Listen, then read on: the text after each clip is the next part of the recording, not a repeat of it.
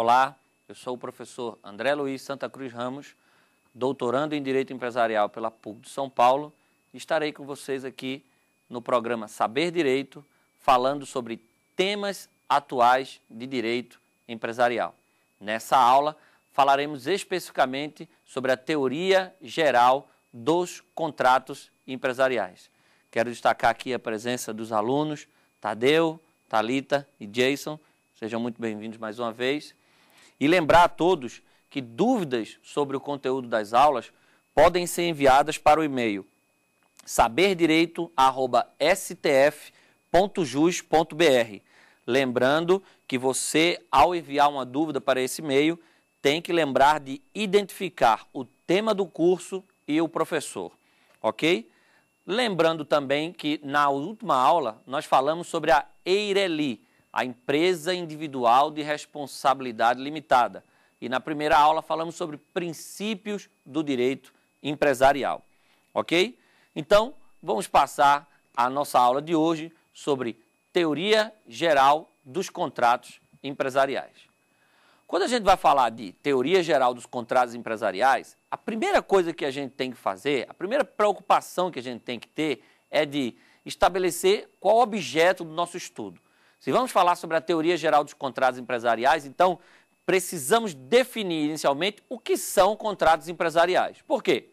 Porque no exercício de sua atividade, o empresário celebra inúmeros contratos, e contratos os mais diferentes que você possa imaginar. Por exemplo, quando o empresário precisa contratar funcionários, ele vai celebrar, provavelmente com esses funcionários, contratos de trabalho, manter com eles uma relação de emprego, né? Quando o empresário vai vender produtos ou serviços, né, a seus consumidores, ele vai celebrar contratos de consumo. Estaremos aí diante de uma relação de consumo, né? E muitas vezes os empresários também se relacionam com outros empresários. Quando, por exemplo, uma indústria precisa adquirir insumos, ou quando essa mesma indústria precisa comprar um maquinário, né? Quando o empresário negocia com fornecedores de uma determinada matéria-prima, ou adquire um financiamento numa instituição financeira para fazer frente a um determinado investimento. Em casos, nós temos relações tipicamente empresariais. E são essas as relações que nós vamos estudar a partir de agora. Então, quando a gente fala de contratos empresariais, a gente tem que ter noção que não estamos nos referindo a qualquer contrato que o empresário celebra. Por exemplo, eu mencionei, quando ele celebra contratos com os trabalhadores, esse é um contrato de trabalho, há aí uma relação de emprego e, portanto, será regida pelo direito do trabalho, por um ramo específico do direito que tem uma série de características próprias. Quando o empresário vende produtos ou serviços para um consumidor final, teremos aí o quê? Um contrato de consumo, uma relação de consumo, que também será regida por um microsistema próprio, que é o direito do consumidor, que tem uma série de características também em princípios próprios. Então, quando eu me refiro a contratos empresariais aqui, repito, eu não estou me referindo indistintamente a todos os contratos que os empresários celebram, né? Há uma gama imensa de contratos, e quando eu me refiro a contratos empresariais, eu estou me referindo a uma categoria particular, categoria bem especial de contratos que o empresário celebra. Eu estou me referindo a quê? Aos contratos firmados entre empresários, ou seja, empresário de um lado, empresário do outro lado, e não só isso, que se refiram ao exercício da atividade econômica deles, né? Vamos voltar, gente. Quando a gente estuda lá no início do direito empresarial, se você começou a estudar direito empresarial agora, o que é que você vai estudar? Você vai estudar aquela origem histórica do direito empresarial e, a partir de certo momento, você vai conhecer a teoria que orienta o direito empresarial na atualidade, que é a famosa teoria da empresa, e você vai entender, aprender os conceitos de empresa e de empresário, né? No caso brasileiro, esse conceito está no artigo 966 do Código Civil. O artigo 966 traz o conceito de empresário e, implícito nesse conceito, está o conceito de empresa, né? O artigo 966 do Código Civil diz: considera-se empresário quem exerce profissionalmente a atividade econômica organizada para a produção ou a circulação de bens ou de serviços. Esse é o conceito de empresário que está previsto no artigo 966. Então, quando eu digo que empresário é quem exerce profissionalmente uma atividade econômica organizada para a produção ou circulação de bens ou de serviços, eu estou dizendo indiretamente o quê?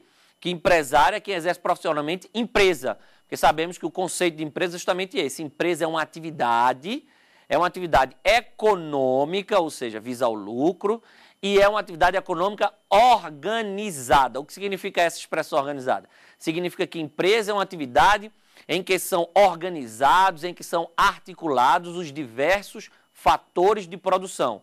Capital, insumos, mão de obra, tecnologia, né? O empresário é aquele que, identificando uma possibilidade de lucro, vai articular, organizar os fatores de produção, vai investir um capital, vai adquirir insumos, vai contratar mão de obra, vai desenvolver uma determinada tecnologia para exercer aquela atividade. Pode ser a tecnologia mais rudimentar, pode ser a tecnologia mais avançada, mas ele vai ter que ter uma técnica, né, para exercer sua atividade e vai, portanto, exercer aquela atividade econômica. Então, dentro desse conceito de empresa como atividade econômica organizada, a gente sabe que o empresário ele tem que celebrar uma série de contratos. Ele contrata funcionários, como eu disse, ele vende seus produtos aos consumidores finais, ele pode adquirir um financiamento numa instituição financeira para fazer frente às despesas iniciais daquele empreendimento. Então, quando eu me refiro a contratos empresariais, eu estou me referindo aqui a todos esses contratos, repito, não.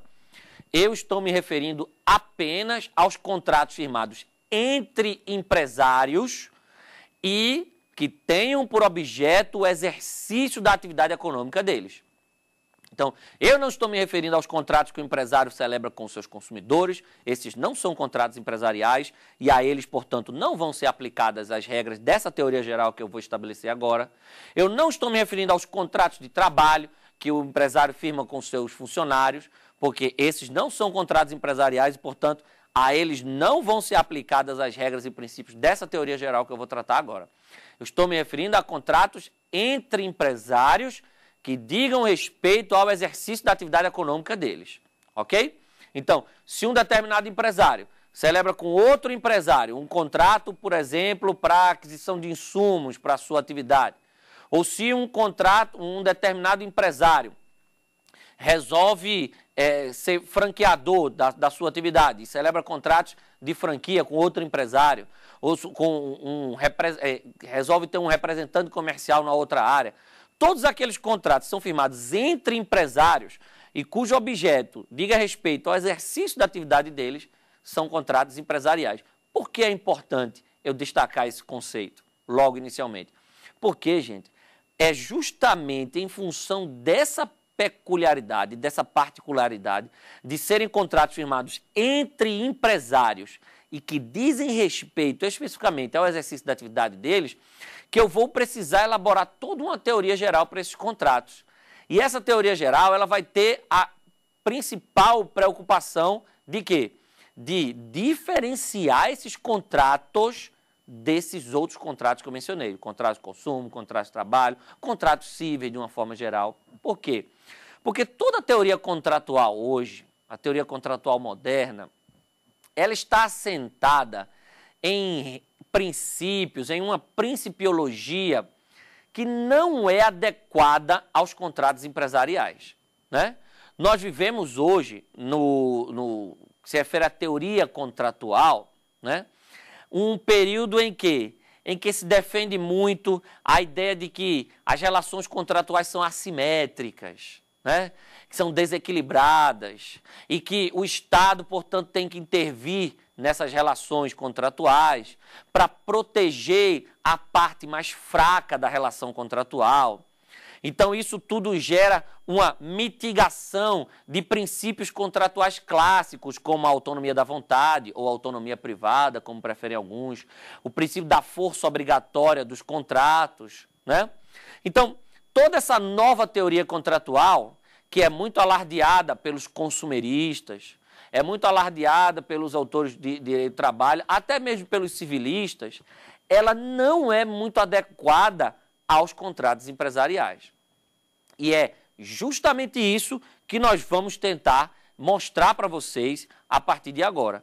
A gente vai tentar analisar a teoria geral dos contratos empresariais. E por que eu coloquei esse tema nesse curso que eu chamei de temas atuais de direito empresarial? Porque é, sem dúvida, um dos temas mais relevantes para o direito empresarial hoje. É tentar estabelecer uma teoria geral dos contratos empresariais. Alguns comercialistas brasileiros, conhecidos, renomados, tentaram fazer isso recentemente em obras. Eu cito para vocês, por exemplo, a obra da professora Paula Forgione, professora da USP, né, que é chamada Teoria Geral dos Contratos Empresariais, em que a professora Paula tenta estabelecer uma teoria geral para os contratos empresariais, destacando as diferenças fundamentais desses contratos para os demais contratos de direito privado. Há também a obra do professor Versosa, né? O professor Haroldo Versosa, que também tenta estabelecer uma teoria para os contratos empresariais, mostrando a diferença entre esses contratos e os demais contratos de direito privado. Então, é isso que nós vamos tentar fazer agora, gente. É isso que nós vamos tentar fazer. Mostrar que os contratos empresariais, esses contratos firmados entre empresários que digam respeito ao exercício da atividade deles, são diferentes, são peculiares, têm características que os distinguem sobremaneira dos demais contratos de direito privado e fazem com que eles precisem estar assentados numa teoria geral própria, numa principiologia própria, num conjunto de regras diferenciadas, né, que assegurem, sobretudo, mais liberdade contratual, né, mais força a esses contratos e não submeta esses contratos ao que eu vou falar com mais detalhe mais na frente, ao dirigismo contratual que, de certa forma, impregna toda a teoria contratual moderna, certo? É isso que eu vou tentar fazer com vocês a partir de agora. Então, eu começo fazendo uma pergunta. Onde é que está essa teoria geral dos contratos empresariais hoje na lei? Onde nós vamos encontrar as regras gerais dos contratos empresariais hoje no nosso ordenamento jurídico? Será que existe um conjunto de regras próprias para a disciplina dos contratos empresariais? Esse é o problema. Olha só o que a gente tem hoje, gente. Como eu mencionei para vocês, voltando aos exemplos que eu dei.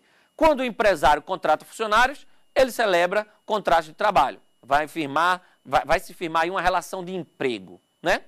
Esses contratos, eles têm um arcabouço normativo próprio? Sim, né? Você tem, primeiro, uma série de regras na própria Constituição Federal, que disciplina os direitos sociais, e você tem a consolidação das leis do trabalho. Você tem todo um regime jurídico próprio para disciplinar essa relação contratual, que é o direito do trabalho. E nós sabemos que esse direito é um direito que tem uma série de regras e princípios que orientam essa relação contratual trabalhista, né? Esses princípios e regras são fundados em quê? Na questão da hipossuficiência do trabalhador, na ideia de que essa relação é uma relação assimétrica por natureza e, portanto, há uma maior intervenção do Estado. Você sabe que são garantidos aqueles direitos básicos, direitos mínimos aos trabalhadores. Não há uma total liberdade contratual nesses contratos. Um trabalhador não pode firmar um contrato, por exemplo, trabalhando mais do que o limite, do que a jornada de trabalho permitida pela legislação. Há uma série de requisitos mínimos que esses contratos têm que preencher. Ou seja, há uma mitigação da autonomia da vontade aí, há um intervencionismo, há um dirigismo contratual muito forte nessas relações, né? E aí você tem um arcabouço normativo próprio para regular isso. Por outro lado, quando você está se referindo aos contratos de consumo, aquele outro exemplo que eu dei, o empresário quando vende seus produtos, seus serviços aos consumidores finais. Essa relação é uma relação de consumo, esse contrato tem um arcabouço normativo próprio? Tem um regime jurídico próprio? Tem. É o direito do consumidor, que hoje tem, inclusive, um microsistema próprio, um microsistema legislativo próprio, que é o CDC, né? Desde 1990 nós temos o Código de Defesa do Consumidor. Também é um conjunto de regras extremamente intervencionista. Por quê? Porque se reconhece que e se trata aí de uma relação assimétrica, né? Há uma assimetria natural, um desequilíbrio. Por quê? Defendem os consumiristas o seguinte: não, Aqui o consumidor é a parte mais fraca, é a parte vulnerável da relação contratual, né? Então, o consumidor precisa dessa proteção estatal. O Estado tem que intervir para garantir certos direitos básicos também do consumidor, para garantir direitos mínimos ao consumidor. Então, você tem lá o CDC que prevê aquelas cláusulas abusivas. O que são aquilo? São cláusulas que não podem ser contratadas. As partes não têm liberdade para celebrar para pactuar aquelas cláusulas. Por quê? Porque infringem o sistema protetivo de defesa do consumidor, né? Então, são cláusulas que, se forem pactuadas, são consideradas nulas de pleno direito, são consideradas não escritas, ou seja, mitigação da autonomia da vontade, dirigismo contratual. É o Estado intervindo na autonomia da vontade das partes e dizendo, olha, você não tem liberdade para fazer isso, né? Então, nesses ramos, veja, nas relações empresário-trabalhadores, nas relações empresário-consumidores, nós temos um regime próprio para disciplinar essas relações contratuais, né? Com regras e princípios próprios. E quando se trata da relação empresário-empresário? Nós temos também, veja, gente, quando você estuda direito empresarial e a história do direito empresarial, sobretudo a história do direito empresarial brasileiro, e você chega lá no Código Civil de 2002, o que é que você aprende? Você aprende que o Código Civil de 2002, inspirado pelo Código Civil italiano de 42, fez o quê? Tentou a unificação do direito privado. E essa unificação foi feita de que forma? As regras gerais do direito empresarial foram para dentro do Código Civil, né? A partir do artigo 966 do Código Civil, que eu já mencionei para vocês, naquela parte lá do Código Civil de 2002, que é chamada de direito de empresa. Vejam, já discutimos na aula 1 a questão da autonomia do direito empresarial, né? É outro tema atual e relevante do direito empresarial, que a gente já discutiu na aula 1, quando eu falei dos princípios. O direito empresarial deixou de ser autônomo porque agora suas regras gerais estão dentro do Código Civil? Não. Nós já vimos, a autonomia de um direito não é definida pelo fato dele ter um código de leis próprio. Não. O que define a autonomia de um direito é o quê? É o fato dele ter características próprias, institutos jurídicos próprios e, sobretudo, princípios próprios. E nós vimos que o direito empresarial tem tudo isso. Portanto, é sim uma disciplina autônoma. Ora, com isso eu chego à conclusão de que a unificação do direito privado, tentada pelo Código Civil de 2002, se foi conseguida, se é que foi conseguida, porque nem isso foi, se é que foi conseguida, ela foi uma unificação meramente formal. Mas nem uma unificação formal plena foi, a gente sabe. Porque o Código Comercial continua em vigor, numa parte lá, a parte de comércio marítimo, e nós temos ainda boa parte do direito empresarial regulada por leis especiais, leis esparsas.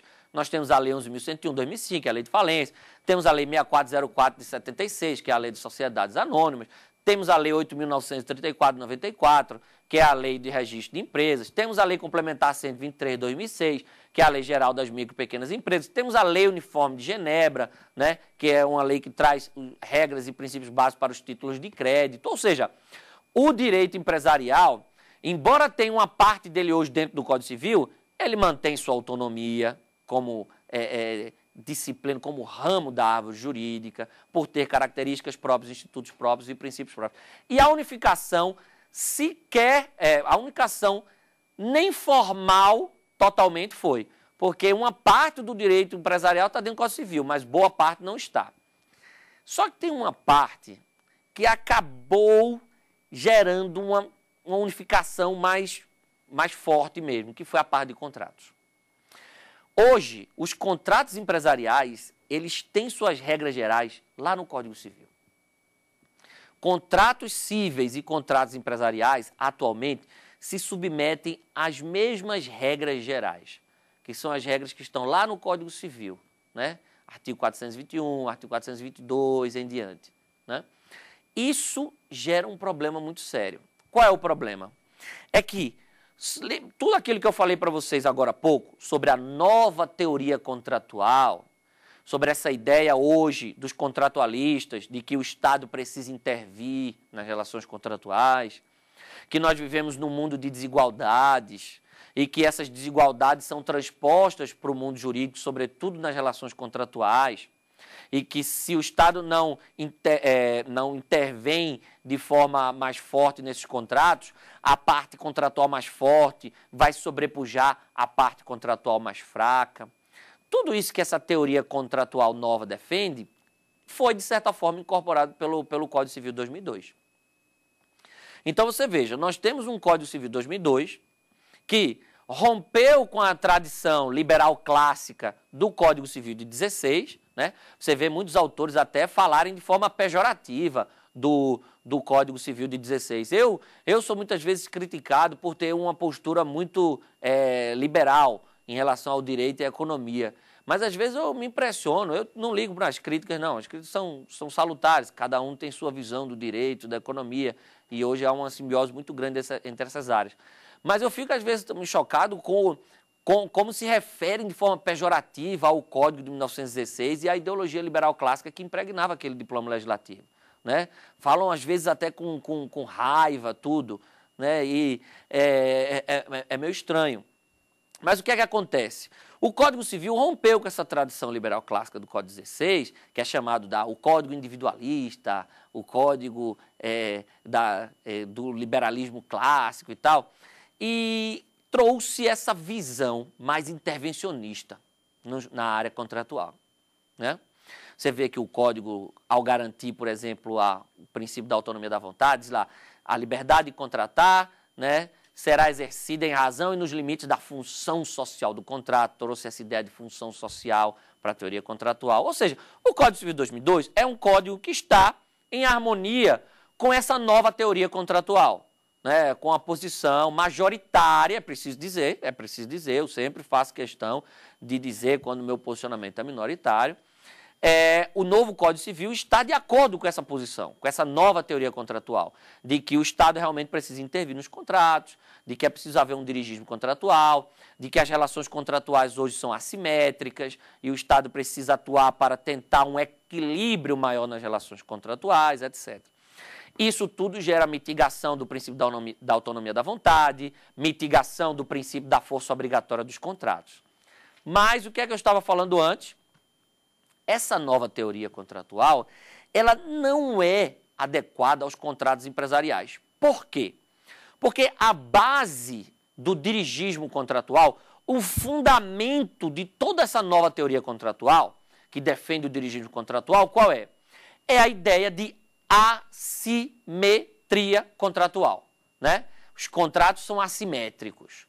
No direito do consumidor, essa assimetria é caracterizada pela vulnerabilidade do consumidor, né? O fornecedor é aquele que tem o monopólio das informações, o consumidor é a parte vulnerável, então ela precisa ser protegida, é o que defendem os dirigistas no âmbito do direito do consumidor.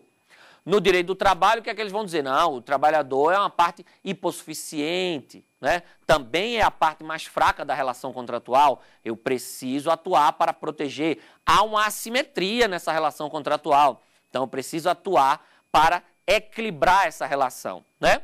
Por isso que a máxima dos dirigistas, daqueles que defendem o dirigismo contratual, qual é? É aquela frase que muitos de vocês já devem ter lido ou ouvido, que é: a lei liberta e a liberdade escraviza, né? A ideia daqueles que defendem o dirigismo contratual, a intervenção do Estado nos contratos é essa. É a ideia de que a lei é que libertaria. A lei viria para libertar de que forma? Protegendo o mais fraco. A liberdade, na verdade, escravizaria. Porque se você não tivesse o Estado para proteger, se você tivesse um ambiente totalmente livre, o mais forte dominaria o mais fraco. Essa é a máxima do dirigismo contratual. Eu pergunto a vocês, mas e quando se trata de uma relação empresário-empresário? Eu tenho como caracterizar essa assimetria intrínseca de uma relação contratual? Eu posso dizer que nas relações empresariais também existe essa assimetria natural? Eu posso dizer que as relações contratuais entre empresários são naturalmente assimétricas, assim como eu digo que são assimétricas as relações de consumo ou as relações de trabalho? Eu penso que não. eu acho que é muito difícil você defender a assimetria, uma assimetria intrínseca, inerente, natural nos contratos empresariais. É bem verdade que muitos autores, até de direito comercial, vão defender que é possível você ter uma assimetria nos contratos empresariais. Esse é o caso, por exemplo, do professor Fábio Lioa Coelho, né? Ele diz, é possível ter, e nesses casos você vai ter que ter uma proteção do contratante mais fraco, né? E ele mesmo, né, mesmo os comercialistas que defendem a existência, a possibilidade de uma assimetria contratual numa relação empresarial, eles dizem o quê? Que essa assimetria é diferente. Você não pode buscar o fundamento dessa assimetria da mesma forma que você vai buscar lá no direito do consumidor, no direito do trabalho ou mesmo no direito civil. A assimetria no direito comercial estaria relacionada à ideia de dependência econômica de uma parte para outra. E não na ideia de vulnerabilidade lá do direito do consumidor ou na ideia de hipossuficiência do trabalhador. Não. Né? O trabalhador é hipossuficiente porque ele tem a necessidade, né? A ideia do direito do trabalho. O consumidor é vulnerável porque o fornecedor tem o monopólio das informações. No direito empresarial, primeiro, em regra, você não tem essa assimetria. Não tem. A regra é que no direito empresarial você tem uma simetria contratual. Simetria. Igualdade. Por quê? Porque ambos são empresários, né? São empresários. Ambos estão buscando lucro. Ambos conhecem sua atividade, são profissionais do seu ramo. O conceito de empresário traz intrínseca a ideia de profissionalismo, gente. Está lá no artigo 966. Empresário é quem exerce profissionalmente uma atividade econômica organizada. Então, em virtude disso, nas relações empresariais, você não pode trabalhar com essa ideia de assimetria. Você não pode reconhecer que há uma assimetria natural entre as partes. Não. Pelo contrário, você tem que partir da ideia de que há uma simetria. Então, esse é o problema. Os contratos empresariais hoje estão regidos lá pelas regras gerais do Código Civil, né? Assim como os contratos cíveis. E, como eu já disse, o Código Civil ele veio influenciado por essa nova teoria contratual. E essa nova teoria contratual ela não se encaixa bem quando a gente fala de contratos empresariais. Porque o pressuposto dela é inexistente na relação empresarial. O pressuposto de assimetria natural, etc., é um pressuposto que não cabe, não encaixa na relação empresarial. Tanto que hoje já há, como eu já disse nas aulas passadas, um projeto de lei no Congresso Nacional para instituir um novo Código Comercial no Brasil. Uma das áreas que eu acho que é mais importante o novo Código Comercial é nessa área contratual, né? Por quê? Porque eu, particularmente, e muitos comercialistas comungam dessa ideia, acho que nesse ponto aí eu não sou uma posição minoritária, eu não sou de uma corrente minoritária. A maioria dos comercialistas, penso eu, acredita que a área dos contratos empresariais é uma das áreas que mais precisa ser salva pelo novo Código Comercial, né? Salva dessas amarras do intervencionismo estatal, salva dessas amarras do dirigismo contratual. Eu vou dar um exemplo para vocês de que o que eu estou falando tem sentido. Recentemente foi realizada em Brasília a primeira jornada de direito comercial realizada pelo Centro de Estudos Jurídicos do Conselho da Justiça Federal. Quem já conhece a jornada de direito civil sabe como é. Juristas de todo o Brasil se reúnem e discutem os temas mais importantes relativos àquela disciplina e propõem enunciados interpretativos de dispositivos legais importantes. A jornada de direito civil já se encontra na sua 5ª edição, já teve 5 edições. E a jornada de direito comercial teve a sua 1ª edição. Eu tive a felicidade de participar e presidir a comissão de obrigações e contratos empresariais. E vi essa preocupação em todos aqueles que participaram da comissão. A preocupação de dizer, contratos empresariais são diferentes. Eu não posso ter nos contratos empresariais o mesmo intervencionismo, o mesmo dirigismo que eu tenho nos contratos de consumo, nos contratos de trabalho, nos contratos cíveis. Não dá. Então, já que a gente, por enquanto, não tem um conjunto de regras próprias para os contratos empresariais, o que é que a gente precisa fazer? A gente precisa dar uma interpretação ao Código Civil, na parte de contratos, que seja compatível com os contratos empresariais. Ou seja, existem regras do Código Civil que quando você aplica aos contratos empresariais, você tem que interpretar de forma diferente do que quando você aplica para o contrato civil, por exemplo, né? Vou dar 2 exemplos para vocês. A lesão contratual. A lesão contratual é um vício dos negócios jurídicos, está previsto lá no Código Civil, né? Por exemplo, quando alguém contrata por inexperiência, né? Pode haver a anulação desse negócio jurídico em virtude do vício da lesão, a lesão por inexperiência. Aí os comercialistas disseram, não, peraí, aí não dá. Isso é uma regra que está lá no Código Civil, que se a gente deixar, vai ser aplicada aos contratos empresariais, porque hoje os contratos empresariais são regidos pelo Código Civil, mas a gente precisa dar uma interpretação compatível com a teoria geral dos contratos empresariais. E foi aprovado, então, o enunciado número 28 dessa jornada de direito comercial. O que diz esse enunciado número 28? Diz o seguinte: em razão do profissionalismo com que os empresários devem exercer sua atividade, os contratos empresariais não podem ser anulados pelo vício da lesão fundada na inexperiência. Olha aí, pegou-se um artigo do Código Civil, que em tese se aplica indistintamente a contratos cíveis e empresariais, porque hoje os contratos empresariais estão submetidos ao regramento geral contratual do Código Civil, e se diz o seguinte, opa, vamos fazer uma interpretação aqui. A gente não pode tratar contratos cíveis e empresariais da mesma forma, né? E aí o que é que se disse? Contratos empresariais não podem ser anulados pelo vício da lesão por inexperiência. Por quê? O empresário não pode alegar inexperiência. O empresário é um profissional da sua área. Ele não pode dizer, como um contratante qualquer, que contratou por inexperiência e, portanto, aquele contrato deve ser anulado. Isso não existe, né? Então, foi um enunciado que foi aprovado facilmente na jornada de direito comercial, porque todos viram, realmente a gente precisa mostrar para a comunidade jurídica que contratos cíveis e contratos empresariais são diferentes, né? Isso é importante. Quer ver outro exemplo? Todos vocês já devem ter ouvido falar na famosíssima teoria da imprevisão. É uma teoria muito falada quando se estuda contrato, né? Quando se estuda a teoria geral dos contratos. O que é a teoria da imprevisão? É aquela teoria que diz que quando você contrata, aqueles contratos de trato sucessivo, né, ou de prestação continuada ou diferida, você, às vezes, contrata de acordo com certas circunstâncias. E no decorrer do contrato, aquelas circunstâncias se alteram assim, significativamente, né?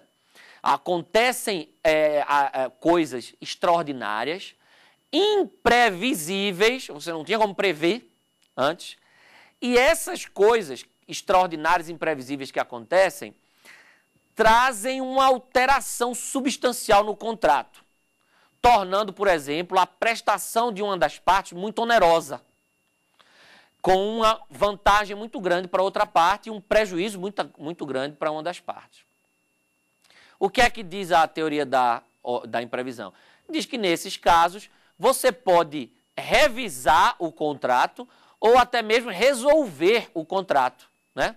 Por causa da onerosidade excessiva decorrente dessa alteração das circunstâncias. Se essa alteração for decorrente de fatos extraordinários e imprevisíveis, né?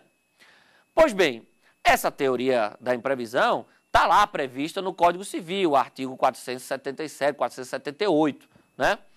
E o que é que como é que a gente faz para aplicar essa teoria da imprevisão aos contratos empresariais? A gente precisa ter muito cuidado. Por quê?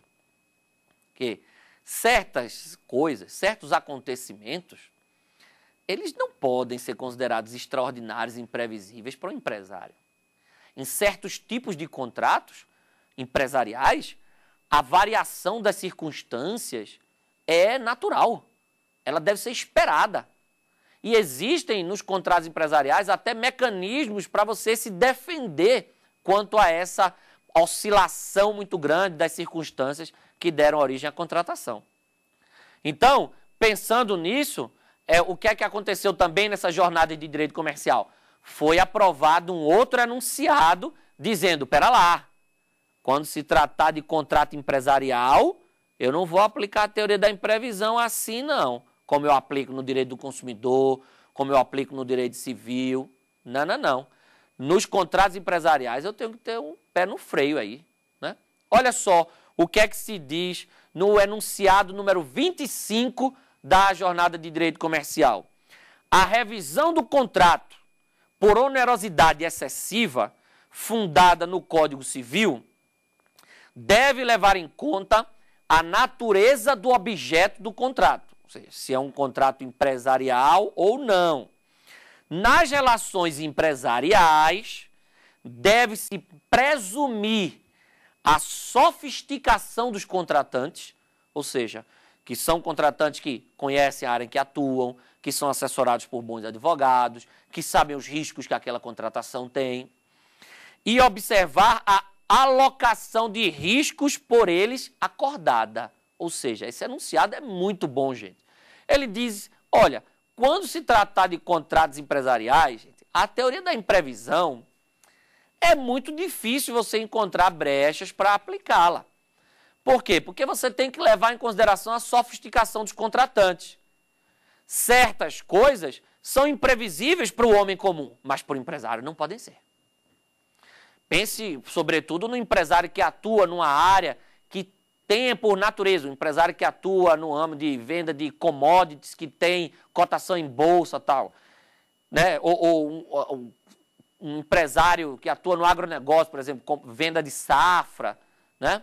Ele sabe de todo o risco que envolve aquela contratação. Ele sabe que aqueles contratos envolvem um risco absurdo, são mercadorias com cotação em bolsa, que podem variar muito. Numa safra, você está sujeito a uma série de fatores naturais que podem prejudicar o seu negócio. A gente sabe também que todos esses riscos são considerados antes da contratação. O empresário, por exemplo, ele pode, se ele quiser se precaver, fazer aquilo que a gente chama de hedge, né? Que é o quê? Você fazer uma operação contrária à que você está fazendo aqui, para você se defender. Por quê? Porque se der a oscilação que você não espera aqui, que você não quer que aconteça aqui, você vai perder, mas você vai ganhar no hedge. Ou seja, é uma forma de você contrabalançar. Então, está com muito medo de um risco aqui, de uma mudança aqui, faz um hedge para se defender. Então, quando se trata de contratos empresariais, olha aí, a gente tem que tomar cuidado com tudo isso. Não pode tratar contratos empresariais e contratos civis da mesma forma. Então, assim, André, a situação dos contratos empresariais hoje, no que diz respeito ao regramento aplicável a eles, é boa? Não, não é boa. O fato hoje de nós não termos um conjunto de regras próprias para os contratos empresariais não é algo bacana, né? Não foi algo legal submeter contratos civis e empresariais às mesmas regras. Por isso que eu tenho sido um defensor do novo Código Comercial, sobretudo por causa da parte de contratos empresariais. Eu acho que essa é a parte mais importante. Tem outras partes também. O Código Civil não foi feliz na parte de sociedade limitada, né? Tem a questão dos títulos de crédito, que a gente vai ver no aula mais na frente, que muitos autores dizem que o Código Civil não tinha que ter tratado de título de crédito, mas eu acho que a parte de contratos é a principal. Então, eu dei aqui, gente, só 2 exemplos para vocês. Eu podia dar mais. Houve, por exemplo, a aprovação de outro enunciado nessa jornada de direito comercial sobre boa-fé objetiva. Todo mundo sabe que hoje o Código Civil prevê expressamente a boa-fé objetiva, salvo engano, artigo 422, né? Os contratantes devem guardar, tanto na execução quanto na conclusão do contrato, os princípios de probidade, boa-fé, né? Tem que agir com ética, né? Com probidade. Então, todo mundo sabe que a transparência é algo que está implícito na ideia de boa-fé contratual, né? Aí houve um enunciado aprovado também na Jornada de Direito Comercial dizendo o seguinte, opa, peraí, mas quando se trata de contrato empresarial, essa transparência você tem que temperá-la. Por exemplo, viola a boa-fé objetiva um empresário que num contrato empresarial não divulga, não fornece informações sigilosas, estratégicas para a sua atividade? Não viola, né? Por quê? Porque esse dever de transparência, que é implícita a ideia de boa-fé, ele tem que ser temperado quando se trata de contratos empresariais. É diferente, um contrato civil, por exemplo. Eu quero vender meu carro, anunciei no jornal, alguém ligou para mim e se interessou. eu tenho que dizer a ele tudo, eu tenho que ser sincero, eu tenho que ser transparente, dizer se aquele carro já teve problema, a quilometragem real dele, se ele já teve batido ou não, tudo. Se eu violo, se eu não sou transparente, eu estou violando a boa-fé contratual. Isso pode me trazer problemas depois nessa relação contratual. Agora, se numa relação empresarial, um empresário não fornece, por exemplo, informações que ele considera sigilosas e estratégicas para a sua atividade empresarial, como, por exemplo, uma empresa quer comprar outra, e chega lá, eu não vou dizer a eles, ó, minha lista de maiores fornecedores é essa aqui, meus maiores clientes são esses aqui, meu faturamento tá... Não, calma. Esses são informações. Vai que amanhã esse contrato não é fechado. Esse contrato acaba não vingando. E aí, eu divulguei todas essas minhas informações. Então, também foi aprovado um enunciado nesse sentido, de que não viola o dever de boa-fé contratual, né? A cláusula geral de boa-fé contratual, quando o empresário, por exemplo, guarda sigilo em relação a algumas informações num contrato empresarial.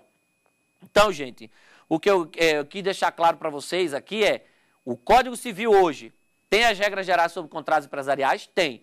Mas como esse código ele está impregnado por uma teoria contratual dirigista, intervencionista, que parte do pressuposto de que as relações contratuais têm uma assimetria que precisa ser corrigida, e como todo esse fundamento ele não se encaixa muito bem nos contratos empresariais, a gente tem que chamar isso aí para interpretação e dizer, opa, peraí, quando se tratar de contrato empresarial a coisa é diferente, certo?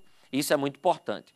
Outra coisa aqui e o Código de Defesa do Consumidor? Vejam, o Código de Defesa do Consumidor é ainda mais intervencionista, digamos assim, do que o Código Civil, né? É um diploma legislativo que tem mais ainda essa ideia de dirigismo contratual do que o Código Civil, né? Por conta de toda a necessidade que os consumeristas alardeiam de defender o consumidor.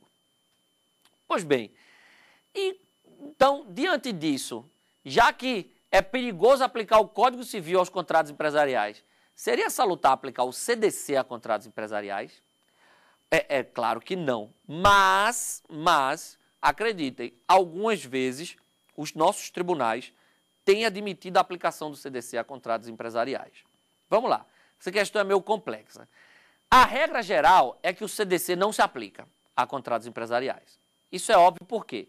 Porque numa relação empresarial, empresário-empresário, dificilmente você vai ter como configurar um desses empresários como consumidor final, né? Porque, para quem não sabe, o conceito de consumidor como destinatário final. O conceito de consumidor no CDC é aquele que aquele que recebe os produtos e serviços como destinatário final.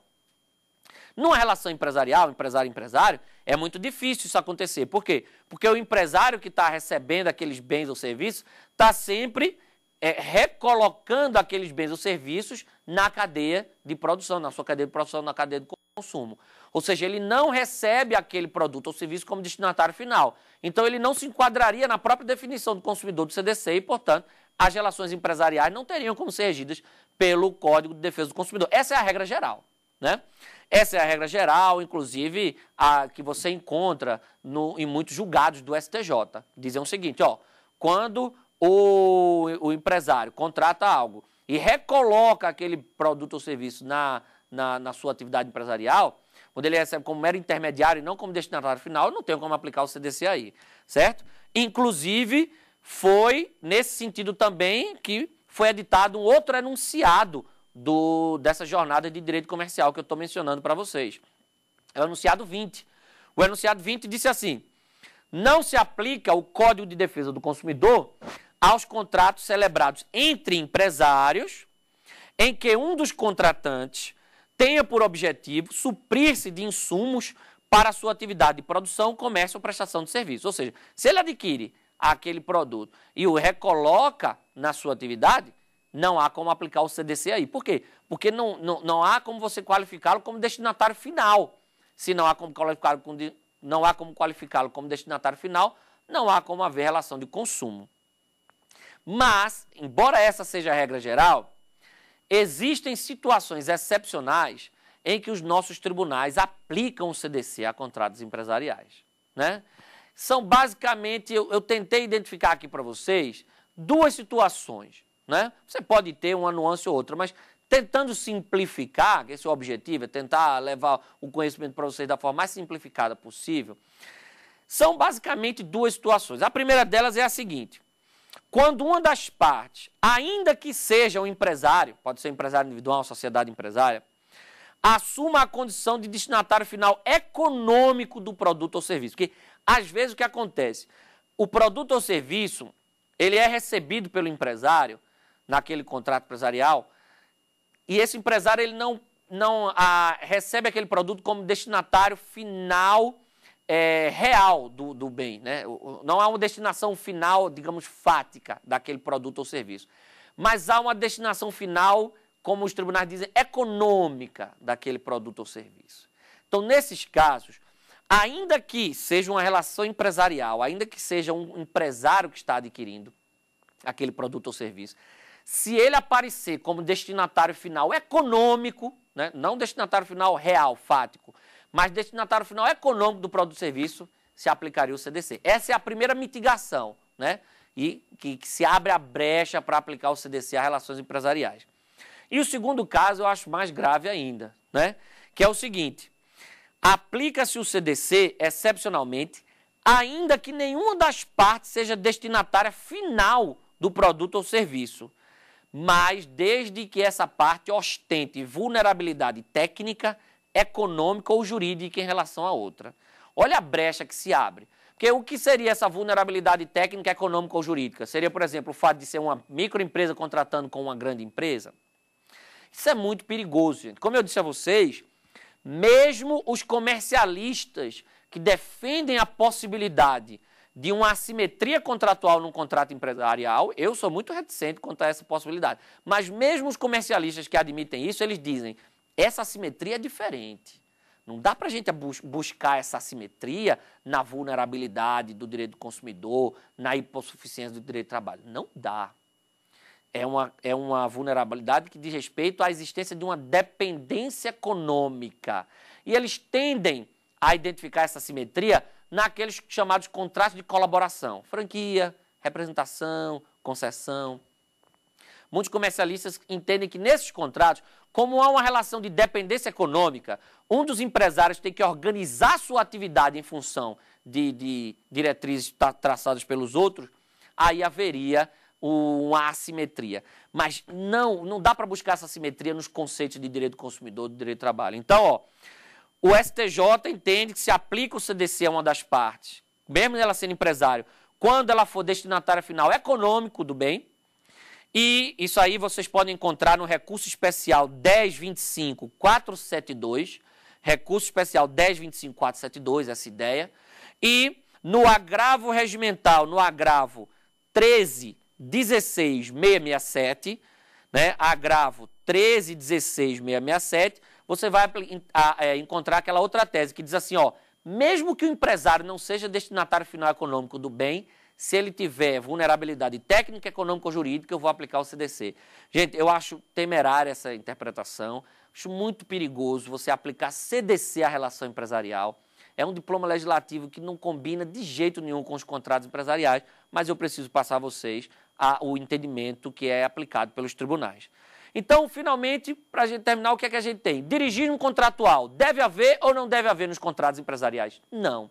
Se houver, ele deve ser o mínimo possível. Aliás, esse foi um dos enunciados aprovados nessas jornadas também de direito comercial, inclusive proposto por mim, que diz o seguinte, nos contratos empresariais, o dirigismo contratual deve ser mitigado em função da simetria natural entre as partes contratantes.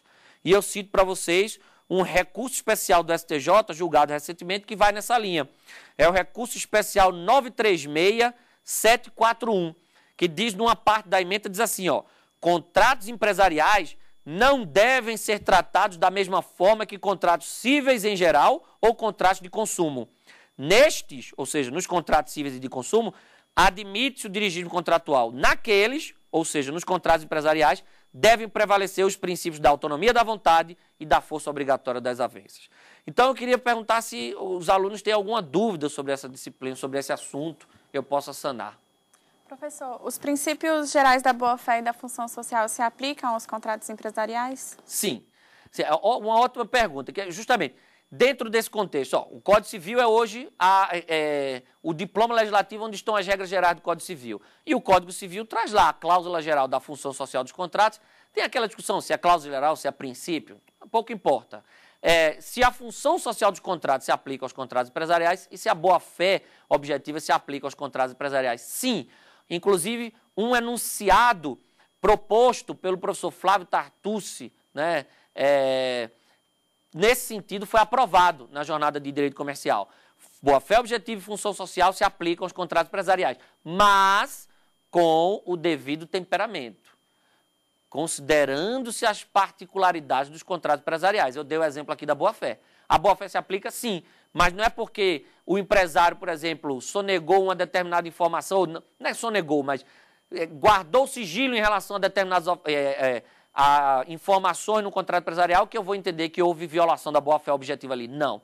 Se aplica a boa-fé aos contratos empresariais, se aplica. Se aplica a função social dos contratos aos contratos empresariais, se aplica, mas dentro das particularidades dos contratos empresariais.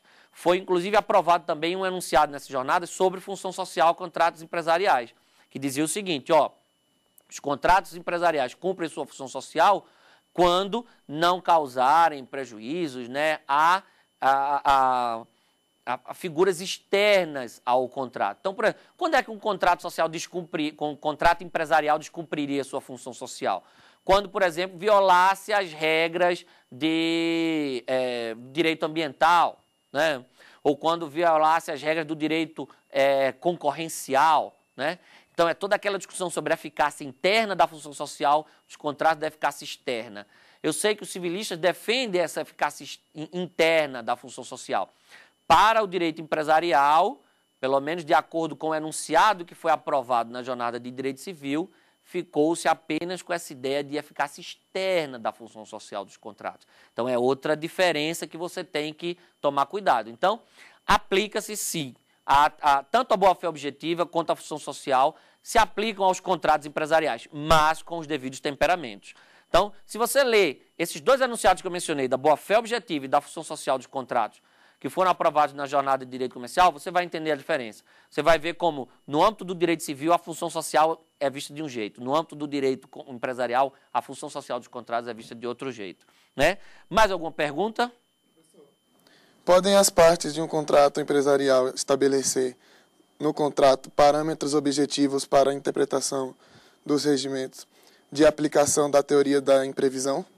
Sim, sim. Dentro dessa própria ideia que a gente está defendendo de maior autonomia da vontade, de liberdade contratual, é absolutamente possível e salutar que num contrato empresarial os empresários estabeleçam critérios objetivos para definir quando é que vai haver a resolução ou a revisão daquele contrato. Isso até traz mais segurança jurídica para a relação contratual. E, insistindo, um enunciado da jornada de direito comercial nesse sentido também foi aprovado. Foi aprovado um enunciado dizendo exatamente isso, que é lícito às partes de um contrato empresarial estabelecer requisitos objetivos para a interpretação dos critérios de revisão ou resolução dos contratos empresariais. Ok, gente? Então, nós vamos encerrar essa aula por aqui. Lembrando que hoje nós falamos sobre contratos empresariais, teoria geral dos contratos empresariais, abordando as especificidades desses contratos e como eles devem ser diferenciados dos demais contratos de direito privado, né? Eu insisto que quem quiser mandar dúvidas pode mandar e-mail para o saberdireito@stf.jus.br, lembrando de identificar o tema do curso e o professor. Quem quiser rever essas aulas e outros programas da família Saber Direito, é só acessar o site da TV Justiça, www.tvjustiça.jus.br, sem C cedilha, né, apenas o C no Justiça. E queria também convidar vocês para a nossa próxima aula em que falaremos sobre outro tema atualíssimo do direito empresarial e antitrust. Muito obrigado, até a próxima aula.